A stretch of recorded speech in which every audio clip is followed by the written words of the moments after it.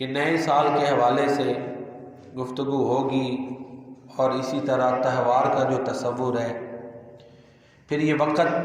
گزرتا ہوا وقت ہمیں کیا سبق دیتا ہے، اگر کسی شخص کو لمبی زندگی لمبی عمر مل جاتی ہے تو پھر اس پر کیا ذمہ داریاں عائد ہوتی ہیں۔ تو اس حوالے سے انشاءاللہ العزیز چند گزارشات آپ کی خدمت میں پیش کروں گا۔ دنیا میں دو بڑے جو ہے نا وقت کو ماپنے کے کیلنڈر رائج ہیں، ایک قمری ہے اور ایک شمسی ہے۔ قمری سال اور شمسی سال، ایک کو ہم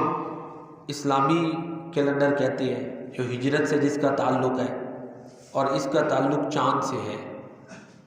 لونر ایئر کہہ سکتے ہیں اس کو، کہ اس کا اس سے تعلق ہے۔ جبکہ دوسرے جو جس کو ہم انگریزی سال کہتے ہیں، انگریزی کیلنڈر جو ہے اس کا تعلق سورج کے ساتھ ہے، اس کے دنوں کا تعین سورج کی حرکات سے ہوتا ہے۔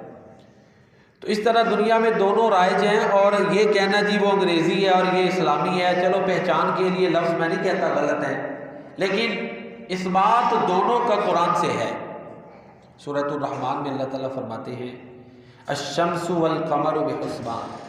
سورج اور چاند حساب کے لیے۔ ان سے واضح ہوتا ہے کہ سورج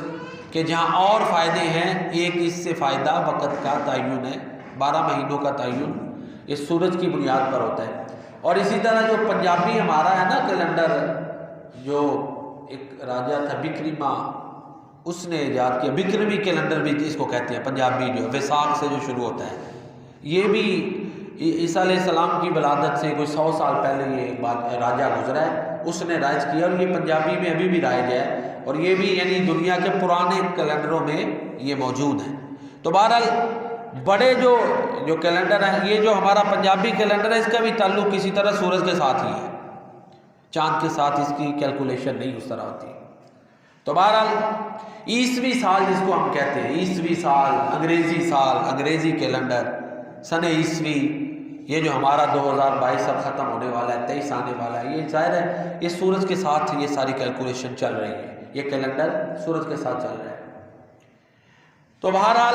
یہ کیلنڈرز ہیں جو دنیا میں رائج ہیں۔ اب سال ختم ہونا ہے، نیا سال آنا ہے، تو آپ کو پتہ ہے جہاں اور بڑی چیزیں ایجاد ہو چکی ہیں، تو نئے سال کے حوالے سے بڑی خرافات دنیا میں ایجاد ہو چکی ہیں، اور مسلمان بھی اب اس کا حصہ بنتے ہیں۔ مبارکبادیں دی جاتی ہیں، باقاعدہ نیو ایئر سیلیبریشنز کے نام سے تقریبات ہوتی ہیں۔ اسلام میں اس کی کوئی گنجائش نہیں ہے، یہ ساری اسلام سے ہٹ کر ہے۔ اسلام میں نہ نئے سال کا اس طرح تصور ہے، نہ ولادت کے حوالے سے کوئی ایسی چیز ہے۔ تو اگر ایسا ہوتا تو اللہ کے نبی صلی اللہ علیہ وسلم کے دور میں ایسے ہوتا، جس طرح ہم سالگرہ بنا لیتے ہیں،